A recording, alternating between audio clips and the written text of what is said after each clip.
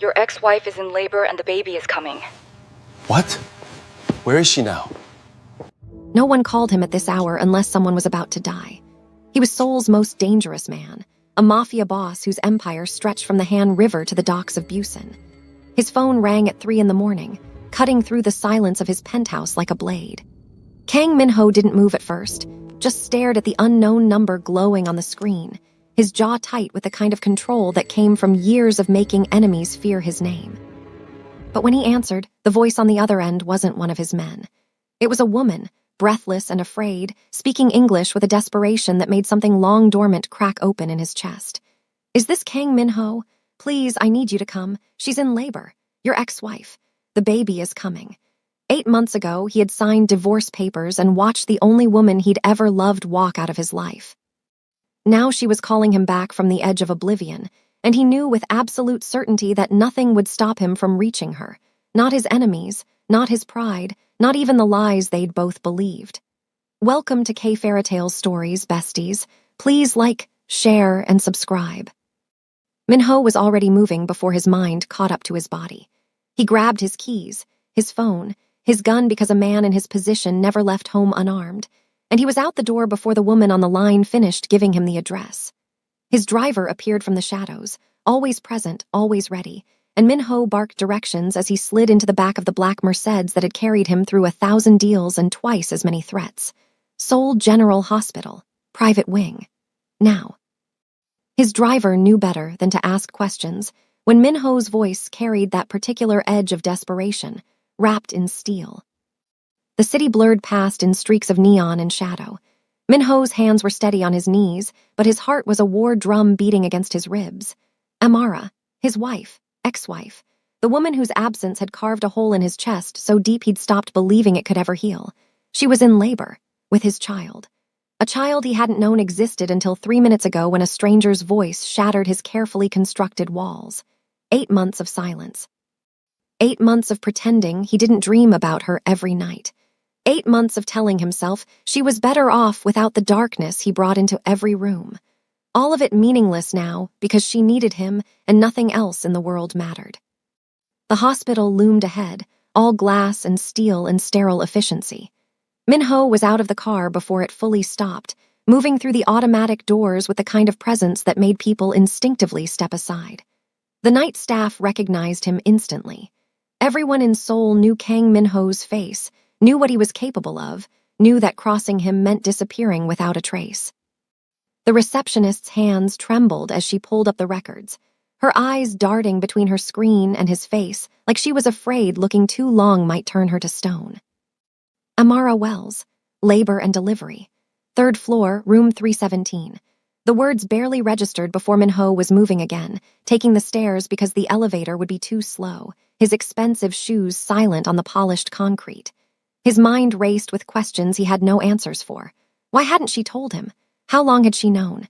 Did she hate him so much that she'd planned to raise his child alone, erasing him from their lives completely? The thought made something violent surge through him, made his hands curl into fists at his sides. He reached the 3rd floor and forced himself to slow down, to breathe, to remember that walking into that room like a storm would only terrify her. The hallway was quiet, just the soft beep of monitors and the distant sound of a baby crying somewhere. Room 317. He could see through the small window in the door. Amara was there, bent over in obvious pain, one hand gripping the bed rail while another woman, black like her with kind eyes and worried features, rubbed her back and murmured encouragement. The sight of Amara hurting made every protective instinct he tried to kill come roaring back to life with the force of a freight train. Min-ho pushed open the door. Both women turned, and the look on Amara's face when she saw him was everything. Shock and relief and something that looked dangerously like hope, all mixed together in those dark eyes he'd memorized years ago when he'd still believed in forever. She was more beautiful than he remembered. Her natural hair was pulled back from her face, her brown skin glowing despite the pain, her curves fuller now with pregnancy. She wore a hospital gown that did nothing to diminish her radiance, and Min-ho felt his breath catch because 8 months apart had done nothing to diminish the hold she had on his heart. Min-ho, she breathed his name like a prayer and a question all at once. You came. The disbelief in her voice cut deeper than any knife because of course he came. Did she really think there was anything in this world that could have kept him away? You called, he said simply, moving to her side like gravity itself was pulling him there, like his body remembered the way even when his mind had tried to forget. Did you think I wouldn't? His voice was rougher than he intended, betraying emotions he'd locked away for 8 months. Another contraction hit her and stole whatever response she might have given. Minho watched her face contort with pain he couldn't fix, couldn't threaten away, couldn't eliminate with money or power or violence. The other woman, her friend, stepped back to give them space, and Minho found himself doing something he hadn't done in 8 months. He touched her. His hand came to rest on her lower back, where he knew the pain centered, applying pressure the way he remembered from the pregnancy books he'd secretly read before their marriage fell apart, before the lies and accusations destroyed everything they'd built. Breathe, he murmured in Korean, then switched to English for her benefit. Like we practiced. Remember, it was a lie. They'd never practiced. They'd barely made it past the first trimester before his world had exploded around them, before doctored photographs and paid witnesses had convinced Amara he'd been unfaithful, before she'd walked away with divorce papers and a shattered heart. But the lie felt right in this moment, felt like the future they should have had, the one he was determined to reclaim no matter what it cost. Amara's laugh was breathless and broken. We never practiced. We barely made it past the first trimester before everything went wrong. The reminder of their broken marriage hung between them like smoke, but Minho pushed it aside because the past could wait. Right now his wife, former wife, the mother of his child, needed him to be present, to be strong. To be everything he'd failed to be when she'd needed him most. Her friend stepped forward, introducing herself as Selene, Amara's roommate and closest friend. She studied Minho with suspicious eyes, clearly protective, clearly unsure whether his presence was help or harm. The next few hours blurred together in a haze of pain and presence. Minho stayed at Amara's side through every contraction, every moment of fear, every second she gripped his hand hard enough to hurt. He welcomed the pain because it was nothing compared to what she was enduring, nothing compared to the 8 months he'd spent in a hell of his own making. Selene hovered nearby with water and encouraging words, but it was Minho that Amara kept looking at, kept reaching for, kept needing in ways that made his chest tight with emotions he'd buried under years of violence and power. When the doctor finally arrived, a calm woman with efficient movements and a no-nonsense expression, she took one look at Minho and Amara and asked the question that would change everything. Father. Her tone was professional, but her eyes were sharp, already cataloging the tension between them. The way Amara's hand clutched his like a lifeline, the way Minho's jaw was set with the kind of determination that suggested he'd fight anyone who tried to remove him from this room. Yes, Minho said before Amara could answer, his tone brooking no argument. I'm the father. Amara's eyes found his, wide and questioning, searching his face for something he hoped she could see. The truth, the regret, the desperate need to be part of this, part of her life, part of their child's future. She didn't contradict him. The doctor nodded, satisfied, and began her examination while Minho held Amara's hand and pretended his world wasn't tilting off its axis with every breath she took. The doctor's expression grew serious as she worked, her brow furrowing slightly. The baby's heart rate is dropping, she said calmly but firmly. We need to prep for an emergency cesarean section. Now. The words hit Minho like bullets. Amara's hand tightened around his, her eyes filling with tears. Is the baby okay? Will my baby be okay? The fear in her voice made Minho want to destroy something, made him want to tear down the walls until he found a way to fix this, to make the universe bend to his will the way everything else in his life did. But this wasn't his world. This was medicine and biology and things he couldn't control no matter how much power he wielded. The doctor squeezed Amara's shoulder reassuringly. We're going to take excellent care of both of you. Dad, you'll need to wait outside. No, the word came out flat and absolute. Minho's hand tightened around Amara's. I'm not leaving her. The doctor opened her mouth to argue, but something in Minho's expression made her reconsider. She'd worked in this hospital long enough to recognize power when she saw it, to know when a battle wasn't worth fighting. Fine, you can scrub in, but you follow my rules or you're out. Understood. Minho nodded once, already moving to wash his hands, to put on the sterile gown and mask, to do whatever was necessary to stay by Amara's side. The operating room was cold and bright and terrifying in its efficiency. Amara was awake but groggy from the epidural, her eyes tracking Minho's every movement like he was her anchor in a storm. He positioned himself by her head, one hand holding hers, the other stroking her hair with a gentleness that would have shocked anyone who knew him in his other life. "I'm here," he murmured against her temple. "I'm not going anywhere. You're going to be fine. Our baby is going to be fine. I promise." It was a promise he had no right to make, a promise that defied logic and medicine and fate itself. But he meant every word. The surgery happened behind a sterile drape that blocked Amara's view. Minho watched the doctor work with steady hands, watched her make the incision, watched her reach in and lift out a tiny, perfect, screaming human being. A girl. His daughter. The doctor held her up briefly before whisking her to the warming table where nurses suctioned her airway and wiped her down and performed all the mysterious rituals of newborn care. Minho couldn't look away. She was so small, so impossibly fragile, with dark skin and a full head of black hair and lungs that worked perfectly if her furious crying was any indication. "She's beautiful," Amara whispered, tears streaming down her face. "Minho, she's so beautiful," he couldn't speak. His throat was too tight, his chest too full of emotions he didn't have names for. Beautiful was inadequate. She was a miracle. A piece of him and Amara made flesh, proof that love could create something pure even when everything else was broken. The nurses finished their assessment and brought the baby over, placing her carefully on Amara's chest for skin-to-skin contact. Amara's hands came up to cradle their daughter, and Minho watched his entire world reshape itself around this moment. 7 pounds, 3 ounces, the nurse announced. Perfectly healthy despite the dramatic entrance. "What's her name?" Minho looked at Amara. They'd never discussed names. They'd never discussed anything because she'd been pregnant and alone and keeping it from him for reasons he still didn't understand.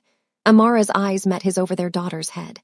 "Naomi," she said softly, "after my grandmother. Naomi Kang."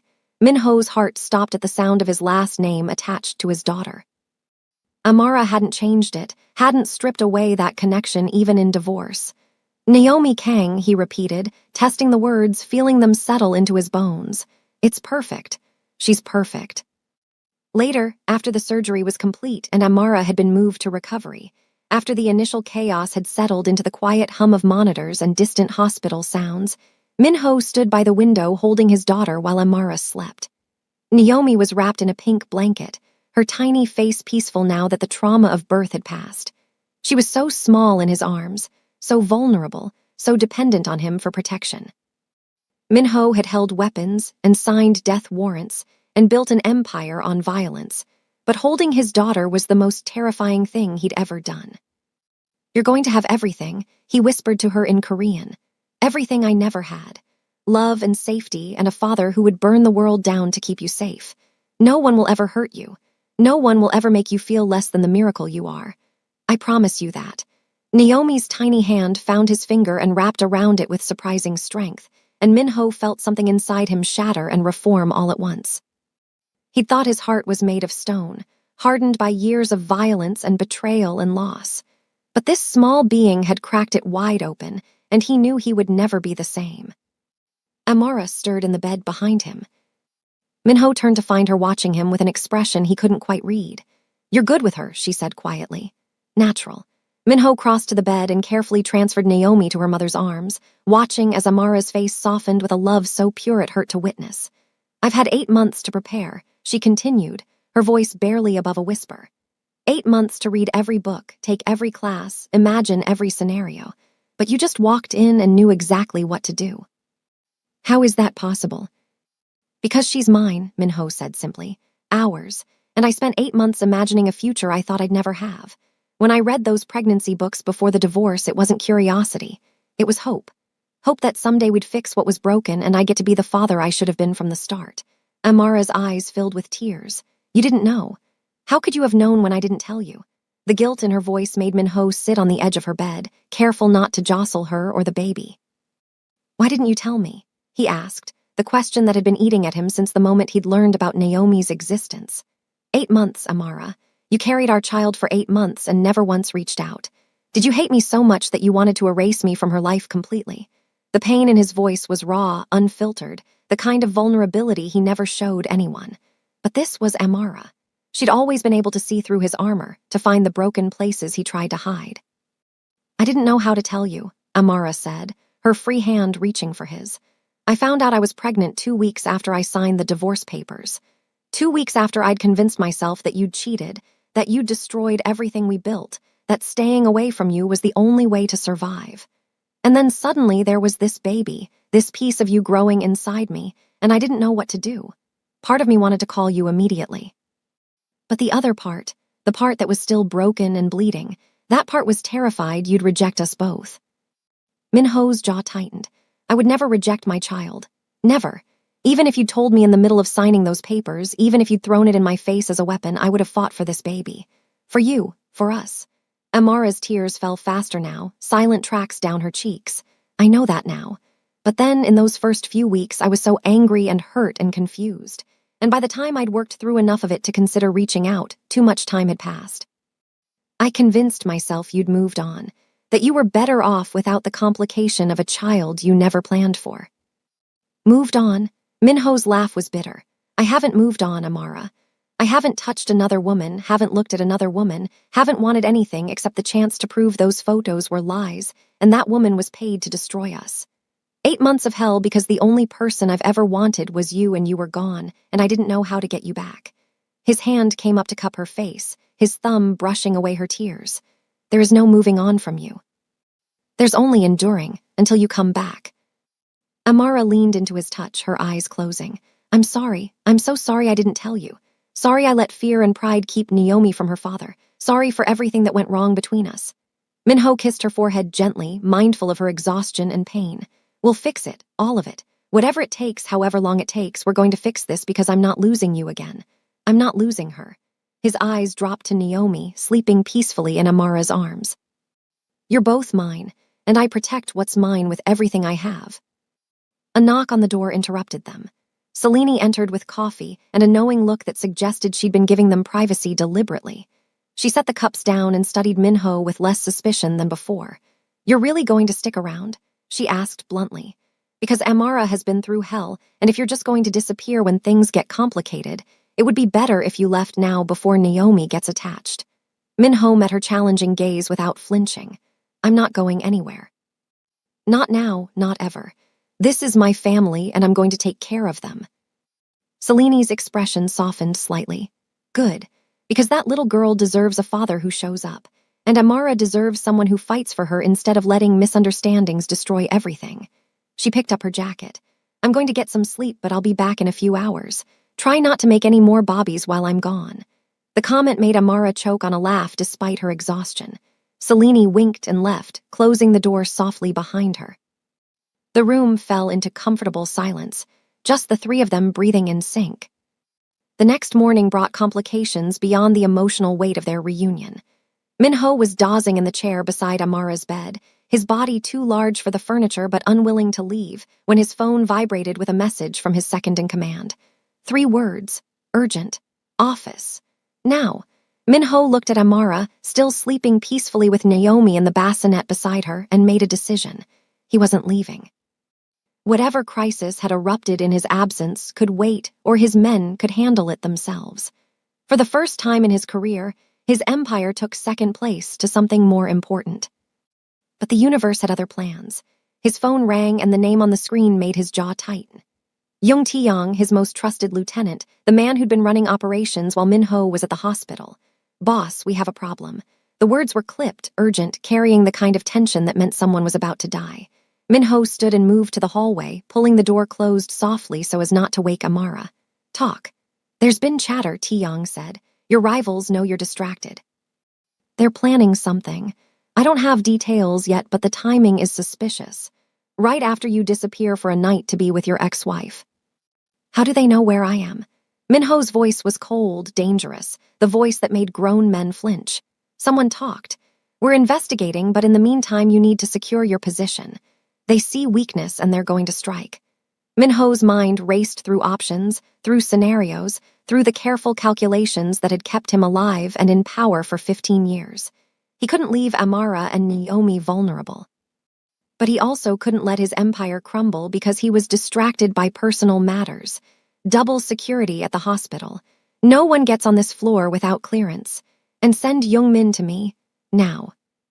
Young-min arrived 20 minutes later, a compact woman in her 40s with the kind of efficiency that came from years working in Min-ho's organization. She'd been his head of security for a decade, had saved his life twice, and was one of the few people he trusted completely. "Boss," she said by way of greeting, her eyes scanning the hospital hallway with professional assessment. "We have a situation." "Tell me something I don't know," Min-ho muttered. "What's the intel? 3 different organizations are positioning for a move against your territory. They think you're vulnerable because of the divorce, because you've been erratic lately." "I haven't been erratic, I've been grieving. There's a difference." Young-min's expression softened slightly. "I know, but they don't see it that way. They see opportunity. And there's something else." She hesitated, which was unusual. Young-min never hesitated. One of the organizations is being led by someone with a personal grudge. Someone who knew about Amara, who might have been involved in orchestrating the photos that destroyed your marriage. Min-ho went very still, his voice dropping to a whisper that was more terrifying than any shout. "Who?" "Lee Sunwoo, your former business partner, the man you cut out 5 years ago for skimming profits." Min-ho's hands curled into fists at his sides. Sunwoo.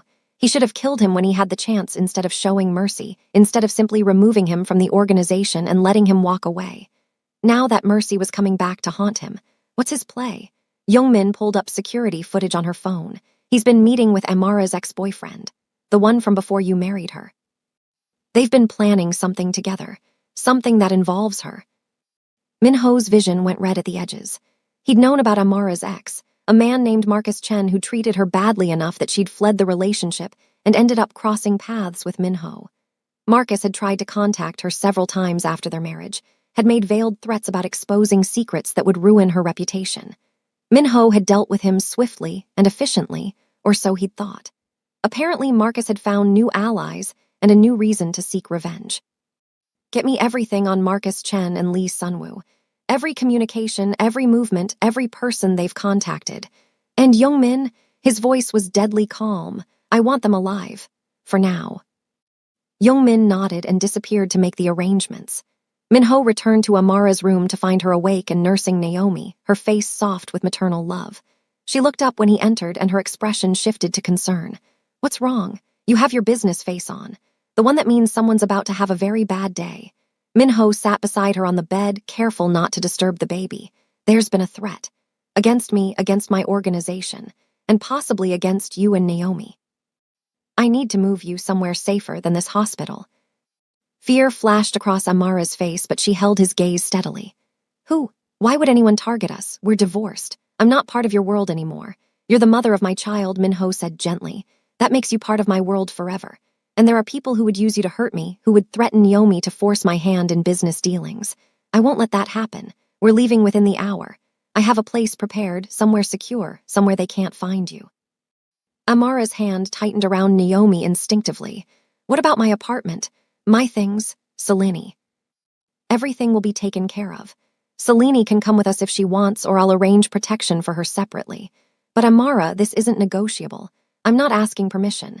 I'm telling you what's going to happen because your safety, Naomi's safety, is the only thing that matters right now." His voice softened. "I know you're scared.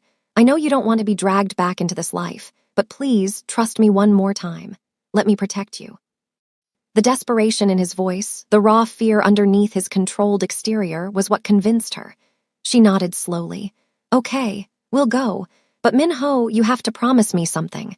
Promise me you're not going to do anything that puts you in danger. Naomi needs her father, I need you." The confession hung between them, heavy with meaning. Min-ho cupped her face with both hands and kissed her forehead. "I promise, I'm not going anywhere. We're going to get through this together, and when it's over, we're going to fix our marriage and raise our daughter and be the family we should have been from the start." He pulled back to look in her eyes. "I love you, Amara. I never stopped loving you. I should have said it 8 months ago, should have fought harder, should have made you believe me, but I'm saying it now. I love you, and I'm going to spend the rest of my life proving it." Amara's eyes filled with tears. "I love you too. God help me, I never stopped." Even when I hated you, even when I thought you'd betrayed me, even when I was signing divorce papers and telling myself I'd be better off alone. I loved you through all of it. Minho kissed her then, carefully because she was still recovering from surgery, but with enough intensity to leave no doubt about his feelings. When they broke apart, Naomi had finished nursing and was staring up at them with dark eyes that seemed impossibly wise for someone only hours old. She has your eyes, Amara said softly, stroking their daughter's cheek, and your stubbornness if the way she fought her way into the world is any indication. Minho smiled, a rare genuine expression that transformed his usually hard features. Then she's going to be unstoppable. His phone buzzed again. The car's ready. Youngmin is coordinating the move. Are you able to walk or should I carry you? Amara assessed her body honestly. I can walk with help. But Minho, where exactly are we going? Somewhere my enemies can't find you. Somewhere I can keep you safe while I end this threat permanently. The safe house wasn't what Amara expected. She'd imagined something clinical and cold, a fortress designed for function rather than comfort. Instead, Minho brought them to a sprawling estate in the mountains outside Seoul, hidden behind gates and walls but beautiful in a way that took her breath away. Traditional Korean architecture blended with modern security, gardens that whispered peace, views that stretched for miles. It was a home, not a prison, and the distinction mattered more than she'd expected. Minho carried Naomi, while two of his female security guards helped Amara navigate the stone path to the main house. She was still weak from surgery, her body protesting every movement, but she refused a wheelchair because accepting that level of vulnerability felt like admitting defeat. Inside, the house was warm and lived in, nothing like the sterile penthouse where Minho usually conducted business. There were photographs on the walls, traditional art, furniture that looked comfortable rather than expensive. This is your place, she said, recognizing something personal in the details, not just a safe house. Your actual home. Minho's expression was unreadable as he settled Naomi into a crib that had appeared in the master bedroom with surprising speed. I bought it 3 years ago, right after we got married. I thought maybe someday we'd need a place away from the city, somewhere peaceful to raise a family. Then everything fell apart and I couldn't bring myself to sell it. He looked at her, vulnerability flickering across his features. I used to come here sometimes when the divorce was fresh. Sit in this room and imagine what might have been. Now you're here and it's real and I'm terrified I'm going to wake up and find out it was all a dream. Amara crossed to him slowly, her hand finding his. This is real. We're real. Whatever happens next, whatever threats are coming, we'll face them together. Minho pulled her close, careful of her incision, his arms wrapping around her like he could shield her from the entire world through sheer force of will. I won't let anyone hurt you, he murmured against her hair. I won't let anyone take this away from us again. The conviction in his voice was absolute, the kind of certainty that came from a man who'd built an empire on keeping promises, no matter the cost. The first few days at the estate fell into a rhythm that felt almost normal. Minho worked from the study, managing his organization remotely while his men dealt with the threats Sunwoo and Marcus posed. Amara recovered from surgery, her body healing slowly but steadily, and learned to navigate motherhood with Naomi. They existed in a bubble separate from the violence brewing in Seoul, pretending for brief moments that they were just a normal family learning to be together. But reality had a way of intruding. On the third night, Minho received a call that made his expression go dark and dangerous. He stepped onto the terrace to take it, his voice too low for Amara to hear, but she saw the way his shoulders tensed, the way his free hand curled into a fist. When he came back inside, he was different. The soft man who'd been changing diapers and singing Korean lullabies was gone, replaced by the Mafia boss who ruled Seoul's underworld. We need to talk, he said, his voice carefully controlled. It's about Marcus and what he's planning. Amara's stomach dropped. She settled Naomi in the crib and followed Minho to the study, closing the door behind them. The room was lined with monitors showing security feeds, maps of Seoul marked with territories and rival organizations, the visual representation of Minho's empire. He pulled up a file on his laptop and turned the screen toward her. These are communications my people intercepted between Marcus and Sunwoo. Amara leaned forward to read, her blood going cold as she processed what she was seeing. Plans to kidnap her. Plans to use her as leverage against Minho. Plans that went into disturbing detail about how they'd hurt her to force his cooperation. He wants to destroy me, Minho said quietly. Sunwoo has been planning this for 5 years, waiting for the perfect opening. The divorce gave it to him. He found Marcus, learned about your history together, learned about the pregnancy before I did. The photos that destroyed our marriage. Sunwoo arranged them. Paid that woman to pose with me, doctored the images, made sure they reached you at exactly the right moment to cause maximum damage. He orchestrated everything because he knew the best way to hurt me was through you. Amara felt sick, her hand pressing against her stomach as if she could somehow protect the healing incision there. Why? Why would someone go to such lengths? Because I took everything from him when I cut him out of the organization. His money, his power, his reputation. He's been living in the shadows for 5 years, building alliances, waiting for revenge. And now he has it, or he thinks he does. Minho's expression was cold, calculating, the face of a man who'd survived countless attempts on his life and emerged stronger each time. But he made a mistake. He threatened my family. And that's something I can't forgive. Amara saw the violence in his eyes, the promise of retribution, and part of her was terrified while another part, a part she didn't want to examine too closely, was grateful. Grateful he was dangerous. Grateful he was ruthless. Grateful he was hers. What are you going to do? She asked, even though she wasn't sure she wanted the answer. Minho closed the laptop, his jaw set. I'm going to end this. Permanently. Sunwoo and Marcus both. They made this war and I'm going to finish it in the only way men like them understand. But first, I need you to understand something. What I'm about to do, the things I'm going to order, the violence that's coming. It's not who I want to be. It's who I have to be to keep you safe. To keep Naomi safe. If that makes you hate me again, I'll live with it. But I won't apologize for protecting my family. I don't hate you, Amara said firmly. I'm terrified for you, terrified of losing you, but I don't hate you for doing what you have to do. She moved closer, taking his face in her hands. Just promise me you'll come back. Promise me you won't do something stupid and heroic that gets you killed. Naomi needs her father. I need my husband. Minho's eyes widened at the word husband. We're divorced, he said carefully, like he was afraid to hope.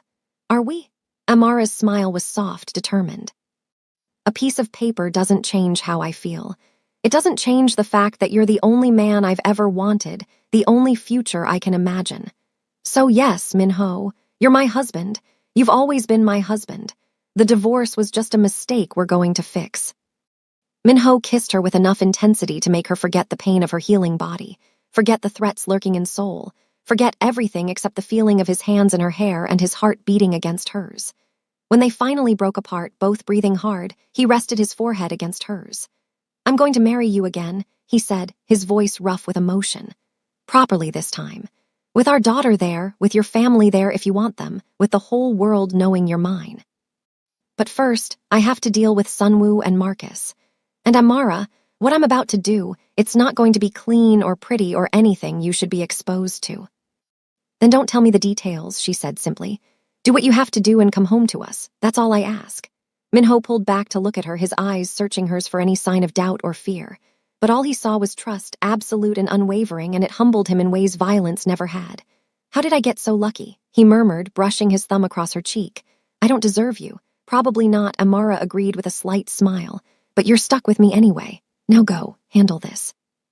And Minho, her voice dropped, becoming fierce. Make them regret ever touching what's yours. The operation happened fast and brutal, executed with the kind of precision that came from 15 years of ruling Seoul's underworld. Minho's men moved on Sunwoo's locations simultaneously, cutting off escape routes, eliminating allies, dismantling the network he'd built piece by piece. Minho personally led the team that went after Marcus, because some things required a direct touch, required sending a message that would echo through every rival organization in the city. They found Marcus in a warehouse near the docks, surrounded by hired muscle who scattered the moment they recognized Kang Minho's face. Marcus tried to run. They always tried to run, but Minho's men were faster. Better trained, more motivated because they knew what happened when you threatened the boss's family. They brought Marcus to his knees in the center of the warehouse, zip-tied and bleeding from a split lip where he'd tried to fight back. Minho approached slowly, his expensive shoes silent on the concrete floor, his presence filling the space with the kind of menace that made hardened criminals flinch. Marcus looked up at him with defiant eyes that couldn't quite hide the fear underneath. You can't kill me, he spat. I have connections, people who'll come for you if I disappear. Minho crouched in front of him, his expression cold and empty. You threatened my wife, my daughter. You made plans to hurt them, to use them against me. His voice was conversational, almost pleasant, which somehow made it more terrifying. Do you really think your connections matter now? Do you think anyone in this city is stupid enough to start a war over you? Marcus swallowed hard, his bravado cracking. She was mine first, before you, before your money and your power. She loved me, and you stole her away. The delusion in his voice was almost impressive. She was never yours, Minho said flatly. You hurt her, controlled her, made her believe she was worth less than she was. I gave her freedom and respect and love. That's why she chose me. That's why even divorced, even apart, she's still mine and always will be. He stood, nodding to his men. Make sure he understands what happens when you threaten my family. Then make sure no one ever finds him. Marcus's screams followed Minho out of the warehouse, echoing off steel walls, but he didn't look back. Some things required brutality. Some messages required blood. That was the reality of his world. Sunwoo was harder to find. He'd gone to ground the moment his network started falling apart, disappeared into one of the safe houses he'd prepared for exactly this scenario. But Minho had resources Sunwoo couldn't match, informants in every corner of Seoul, technology that could track digital ghosts. They found him 3 days after Marcus disappeared, holed up in an apartment in Itaewon with enough weapons to start a small war. The assault was surgical. Minho's tactical team breached the door at dawn, moving through the apartment with the kind of efficiency that came from years of practice. Sunwoo managed to get off 2 shots before they subdued him, both going wide, both desperate.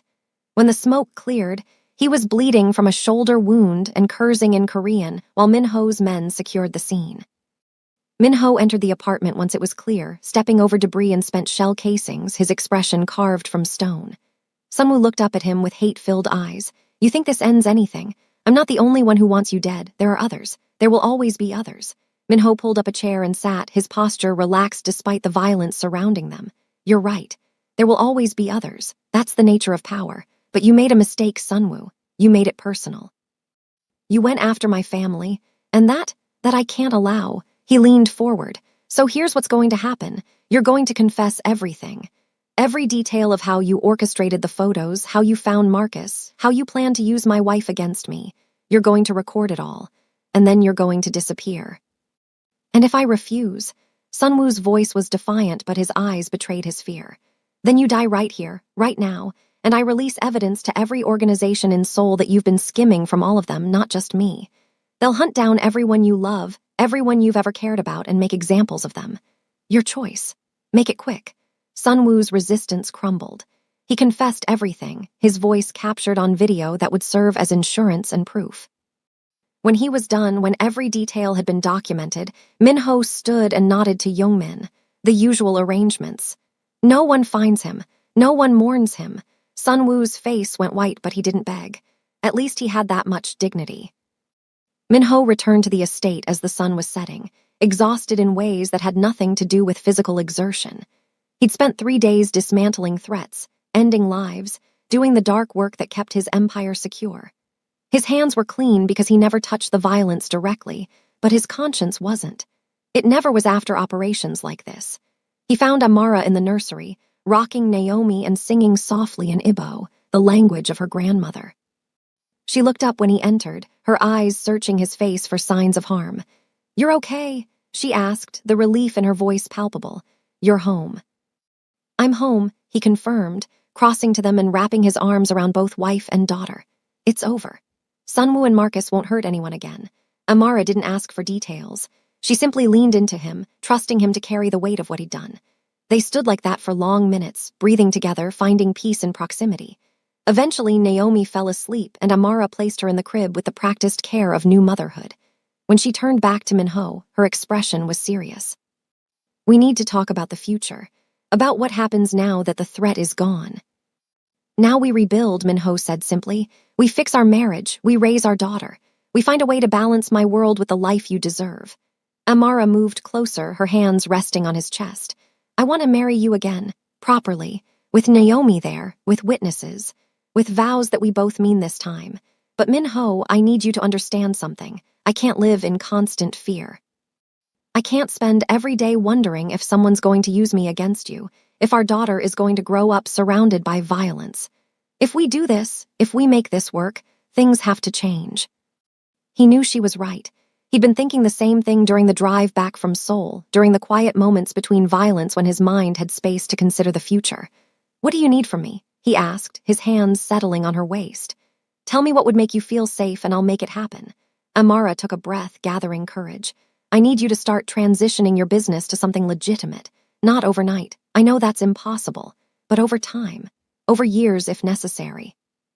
I need to know that when Naomi is old enough to understand, her father isn't someone she has to be ashamed of." Minho was quiet for a long moment, processing the request. What she was asking would take years, would require careful maneuvering, would mean giving up the power he'd spent 15 years accumulating. But when he looked at his daughter sleeping peacefully, when he felt Amara's heartbeat under his palms, the choice was obvious. "I'll do it," he said, "not all at once. But I'll start moving my holdings to legitimate businesses. Real estate, tech, finance. Things that don't require violence to maintain. It'll take time and there will be challenges, but Amara, for you, for her, I'll become whoever I need to be." Tears spilled down Amara's cheeks. That's all I needed to hear. Not promises that you'll change overnight. Just promises that you're willing to try, that our family matters more than your empire. She pulled him down for a kiss that tasted like salt and hope and new beginnings. When they broke apart, Minho's eyes were suspiciously bright. "I love you," he said roughly. "More than power, more than my organization, more than anything I've ever built. You and Naomi, you're my legacy now. Everything else is just details." They were married again 6 weeks later in the garden of the mountain estate, surrounded by people who mattered. Selene stood as Amara's witness, crying openly as her best friend exchanged vows with the man she'd never stopped loving. Youngmin stood for Minho, her usually stern expression softened by genuine happiness for her boss. Naomi slept through most of the ceremony in her grandmother's arms, because Amara's mother had flown in from Nigeria specifically for this moment. Her initial suspicion of Minho gradually melting under his obvious devotion to her daughter and grandchild. The vows were simple but profound. Minho promised to love Amara through every challenge, to be the husband and father his family deserved, to choose them over empire every single day. Amara promised to trust him even when fear told her not to build a future together that honored both their pasts, to love him through transformation and growth, and whatever came next. When the officiant pronounced them husband and wife, when Minho kissed his bride with enough passion to make the small audience whistle and laugh, it felt like an ending and a beginning all at once.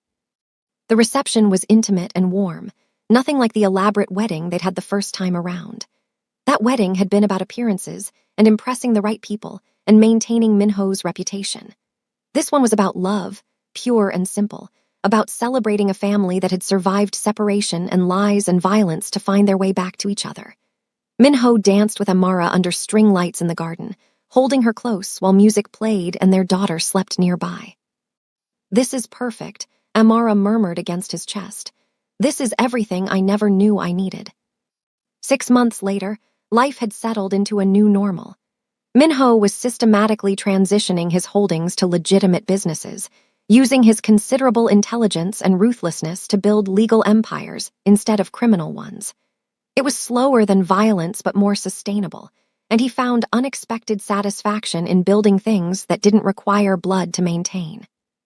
Amara had started taking online classes, finishing the degree she'd abandoned years ago, finding purpose beyond motherhood, though Naomi remained her greatest joy. They'd moved into the mountain estate permanently, turning it into a real home with Naomi's toys scattered across expensive rugs and baby monitors in every room. One evening, after Naomi was asleep and the house was quiet, Amara found Minho on the terrace staring out at the mountains. She wrapped her arms around him from behind, resting her cheek against his back. "What are you thinking about?" she asked. He covered her hands with his, holding her close. "I'm thinking about how close I came to losing everything.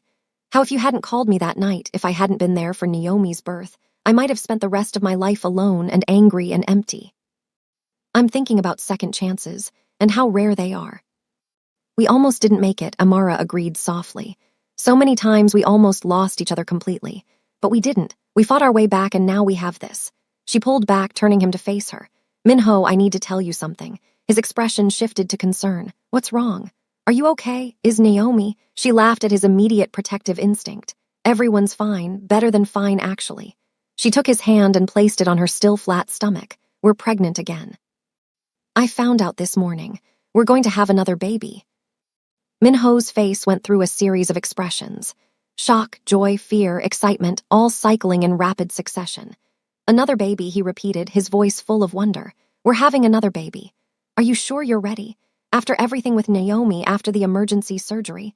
Amara smiled, seeing the worry in his eyes. "I'm sure. And this time you'll be there from the beginning. Every appointment, every milestone, everything we missed the first time." Minho dropped to his knees and pressed his forehead against her stomach, his arms wrapping around her waist. "Thank you," he whispered. "Thank you for giving me another chance. Thank you for loving me enough to build this life together." The second pregnancy was easier in some ways, harder in others. Easier because Minho was present for everything, driving her to appointments, reading pregnancy books with the same intensity he'd once applied to business strategy, preparing their home for another child. Harder because running after a toddler while pregnant was exhausting, and because morning sickness hit Amara harder this time around. But they navigated it together, Minho taking on more childcare duties, Amara accepting help instead of trying to do everything herself. When their son was born 7 months later, delivered without complications in the same hospital where Naomi had entered the world, Minho held him with tears streaming down his face. "He looks like you," Amara said, exhausted but glowing as she watched her husband cradle their son. Same nose, same serious expression. Minho laughed through his tears. "God help us if he inherits my stubbornness. Between him and Naomi, we're going to have our hands full." They named him Quaim after Amara's father, honoring the family that had shaped her while building a future that would shape him. 2 years later, the transformation was complete. Minho had successfully transitioned his empire from criminal enterprise to legitimate business empire. It had required years of careful maneuvering, of making deals and alliances, of slowly stepping back from the violence that had once defined his existence. He still commanded respect, still had power, but it came from money and influence rather than fear. Some of his old associates thought he'd gone soft. Minho didn't care. He had something more valuable than their respect. He had a family. Amara had finished her degree and started working from home as a consultant, using her language skills and cultural knowledge to help businesses navigate international markets. It was fulfilling work that let her contribute financially while still being present for their children. Naomi was 3 now. Bright and curious and showing signs of inheriting both her parents' stubbornness. Quaim was 2, quieter than his sister, but with an intensity of focus that reminded everyone of his father. Together, they filled the mountain estate with laughter and chaos, and the kind of joy Minho had never imagined possible. One evening, after the children were asleep and the house was quiet, Minho found Amara in their bedroom getting ready for bed. He wrapped his arms around her from behind, watching their reflection in the mirror. "Do you ever regret it?" he asked quietly. "Giving up your independence to marry a reformed criminal, raising your children in my world even though it's not what you planned?" Amara turned in his arms, her hands coming up to cup his face. "Not for a second. This life, this family, you. It's everything I never knew I was looking for. We've had our struggles. We've faced things that should have destroyed us, but we survived. More than survived, we thrived." Minho kissed her softly. "I love you. More now than when we first married. More tomorrow than today. Every day I wake up and choose you all over again." Amara smiled against his lips. "That's all I ever wanted. Someone who chooses me, who fights for us, who believes love is worth the work. And you, Kang Minho, you've proven that every single day since you walked into that hospital room and refused to leave."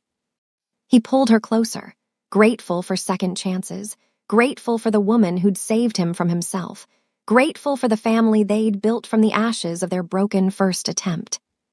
Years passed, and the life they built only grew stronger. Naomi started school and showed early signs of her father's business acumen, negotiating with other children with the kind of strategic thinking that made Minho both proud and slightly terrified. Quaim developed a love for art and music, his gentle nature balancing his sister's intensity. They grew up knowing their father had a complicated past, but seeing every day how he'd changed, how he'd chosen family over empire, how love had transformed him into someone worthy of their respect. On their 10th wedding anniversary, Minho took Amara back to the hospital where everything had changed. They stood in the hallway outside what had been room 317, holding hands like they had that first night when terror and hope had collided. "This is where it started," Amara said softly. "Where you came back into my life and refused to leave." Minho pulled her close. "This is where I became a father. Where I realized that losing you was the biggest mistake of my life. Where I decided I would do whatever it took to deserve a second chance." He kissed her temple. "Best phone call I ever received." They left the hospital and drove to the mountain estate where their children were being watched by Selene and Youngmin, an unlikely friendship that had formed over years of shared concern for the family. Inside, Naomi and Quame were building an elaborate fort in the living room, their laughter echoing through the house. Minho watched them play and felt his chest tighten with emotion he still wasn't fully comfortable expressing. "This is what I was meant for," he said quietly. "Not running criminal empires or making enemies fear my name.